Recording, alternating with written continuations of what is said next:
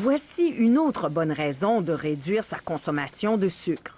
Chez plus de 100 000 Français suivis depuis 2009, le risque de développer un cancer a augmenté de 18 % avec la consommation quotidienne de 100 ml de boissons sucrées. Chez des personnes qui n'ont pas d'autres facteurs de risque par ailleurs, en soi, la consommation de boissons sucrées à partir de un petit verre par jour là, serait associée à une augmentation de risque de cancer.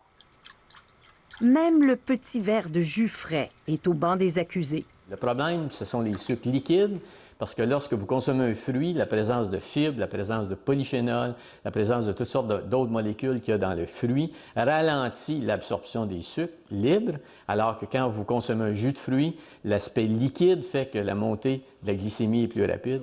Le docteur en biochimie, Richard Béliveau, estime que l'étude épidémiologique publiée dans le British Medical Journal est solide. Il va falloir aller plus loin. Ce qu'on sait, c'est que le sucre, en général, va être une cause d'excès de poids.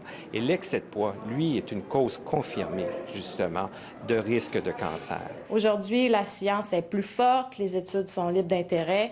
Et là, se multiplient les expériences. On devrait avoir de plus en plus des études de ce type-là apparaître dans les prochaines années. Déjà, je prends pas de jus de fruits, fait que pour des raisons personnelles, c'est trop sucré. Il y a du sucre dans à peu près 3/4 des aliments qu'on achète. Il y a un parallèle à faire entre notre dépendance au sucre, l'omniprésence du sucre d'un produit industriellement transformé et le développement du cancer du poumon ou des autres cancers associés à la consommation de cigarettes dans les années 50. Près de la moitié des cancers sont liés aux habitudes de vie.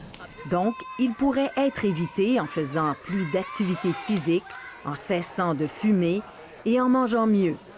Désormais, cela voudrait dire aussi en buvant moins de boissons sucrées. Ici Anne-Louise Despatie, Radio-Canada, Montréal.